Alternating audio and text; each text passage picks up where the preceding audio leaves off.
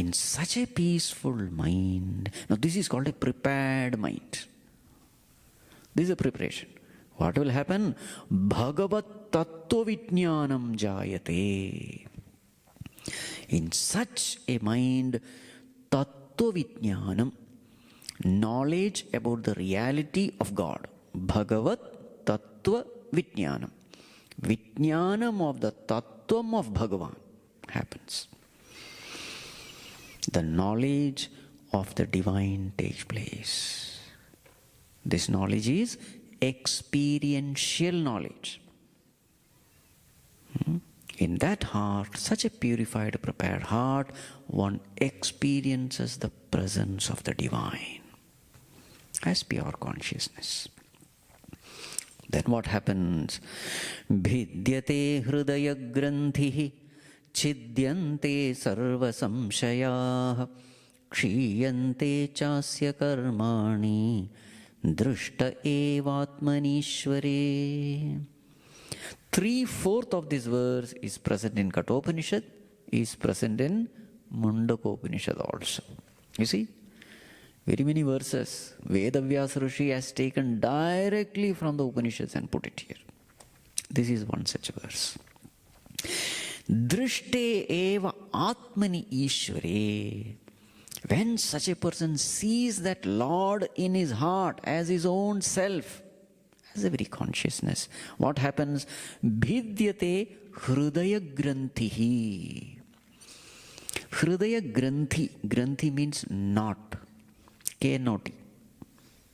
Hṛdaya-granthi, knot of the heart. Bhidyate, cut as under.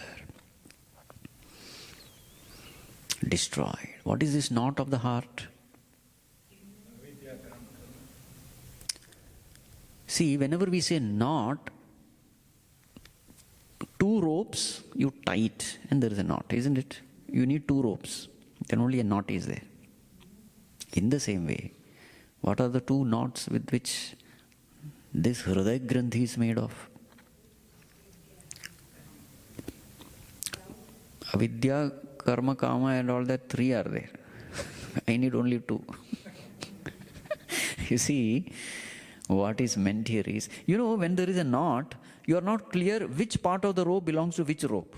Suppose both the ropes are looking similar. Correct? You don't know which part, because it's all intertwined. These are all the mystic terms. You see, you must understand how it is. Then only you will really understand that granthi. Of course, you can say a block of the heart, so some surgery is necessary. If it was so easy, all would have been liberated by now. Especially in Kali Yuga, so many heart surgeons. That is not the granthi here. You see, one misunderstood as the other, properties of one superimposed upon the other. Let us take an example. There's an iron ball, it's a very famous example. Iron ball, heated iron ball. Now how does it look like? Red hot iron ball. Now,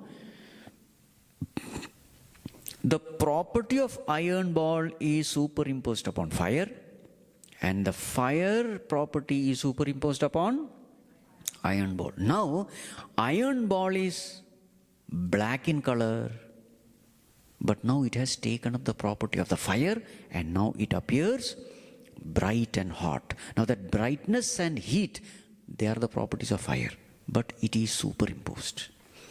In the same way, fire is formless, but now it has taken the form of the iron ball.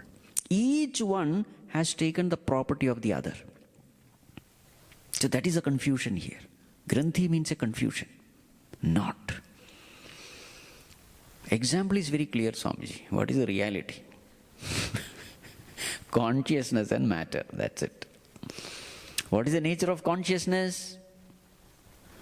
It is sentient, it is free of 5 elements. But now, that consciousness identified with the body, now that consciousness which is formless, which is infinite, appears to have a form.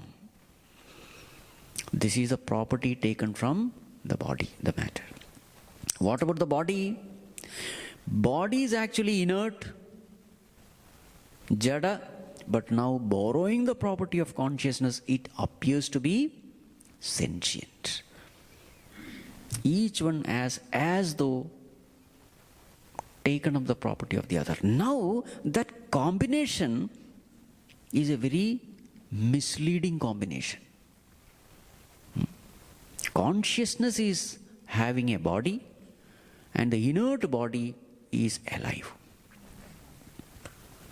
And now all our attention is upon this entity called body, and we give a name we give a name to this form. And now throughout our worldly transaction, with whom are we transacting? To this illusory entity. Are you able to get it? Exactly like suppose white cloth, I just cover my thumb and put 2 eyes and nose, and then I do something, and you consider this as a real person. When we were children, we used to play like this. Now you imagine that this is a real person. There is no real person there.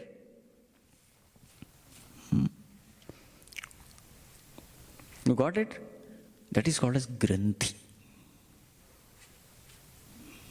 Not. So when we start analyzing what this individuality is, you come to know that 2 entities are there, and these 2 entities can never combine with each other. Consciousness and matter. Their combination is like combination of light and darkness. They can never come together. One is real, the other is an illusion. They have come together, and now there is an entity which is appearing. And now all our transaction is giving this entity reality. That is called as samsara. I consider myself to be this body.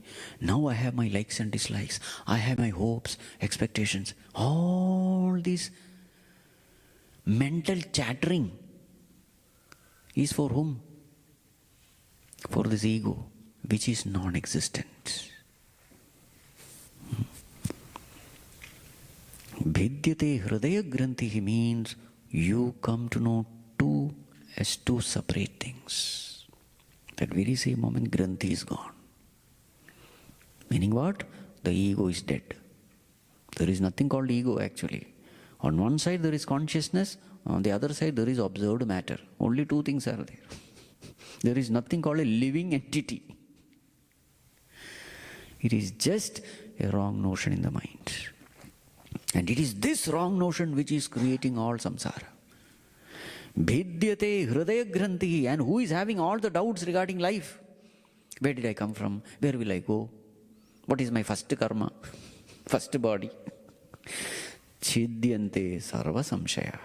You don't even exist, Baba. When ego doesn't exist, what about the doubts of the ego? Doubter is gone, therefore all the doubts are also gone. Exactly like the moment the dreamer is understood to be unreal, when you wake up, what about the doubts of the dreamer in the dream world? Can it remain? Chidyante sarva-saṁśayāḥ. That is why all the Mahatmas, they never gave any importance to the doubts of the ego. They would say, find out who is asking this question. That's it. Because the questioner himself is an illusion.